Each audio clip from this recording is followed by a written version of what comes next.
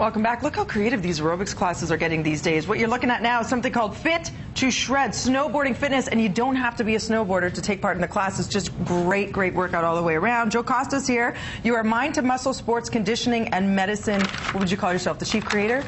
Executor? Co-founder. We actually developed our business just to focus on elite athletes.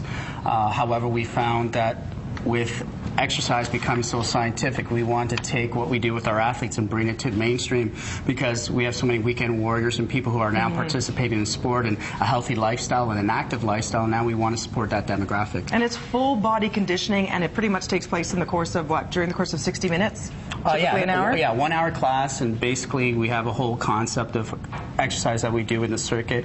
The guys are now doing a squat technique. The biggest thing when you're on a board is you want to make sure that your shoulders are over your hips, maintaining good posture and good stability, because the hill gives you a whole different dimension versus what you would do during your general day. And a no-no is knees over the toes because? Because basically we're so quad dominant, and we don't want our center of gravity to fall forward, because when you're on a hill, you know, you're already leaning that way, so you want to stay square and balanced over your board to prevent injury. So how many reps of this would you do in the class? Basically, at the beginning of the classes, we do intro, so we'll do reps, 10 to 15, but we like to go into circuit because boarding's such a dynamic sport, so you want to keep things active and creative. Change it up challenge. Yes, exactly. So now the guys, so basically we'll go from squats, and then now we're going into a core exercise, and again, we're really focused just not on the core and the abdominal concept, but also through the glutes and the low back, creating perfect alignment, again, through the shoulders and hips. They call this the coffee table, right? But it's a moving coffee table. The plank, there you go.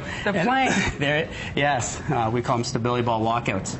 And then what AJ is going to show is, again, focusing on the posterior musculature of the body, because again, so many people are strong anteriorly.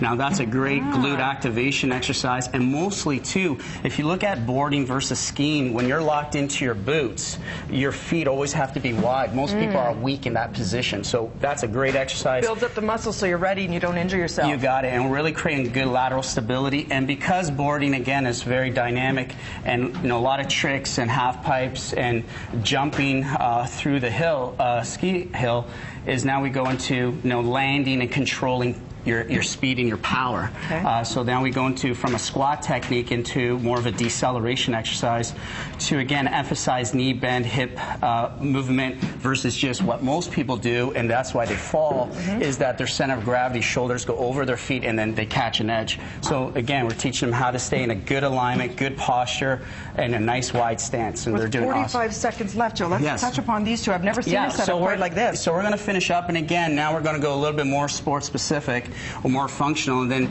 now we're going to go into, if we can switch, guys come on to the extreme board, and AJ now is going to do plow. So do you use a whistle during the class and switch? Yeah, pretty much. Boot camp. Yeah, so basically now the guys are doing an extreme, on an extreme board, basically doing squat technique to mimic. Yeah, and then now these guys, now we're taking away from balance and strength now into power. Now, Joe, if these moves are obviously more advanced, do you slowly build people up who are at a more of a beginner level, and you isolate certain exercises for them to focus on until they build that endurance? Yeah, last week was our first week at Extreme introducing the class, and we created an introductory to create a concept where I had a snapshot of where the clients were. So now this week when we go in, it's going to be more dynamic, and it progresses every week. You can catch it, guys, by going to extremefitness.ca for more information, because the great part is you don't need a membership at the gym. You could actually just take part of these classes, and the first one is free. Extremefitness.ca. You all did a great job. Thank you so much. It's tough work. Over to Kev in the newsroom. Wow, those are hard. Yeah.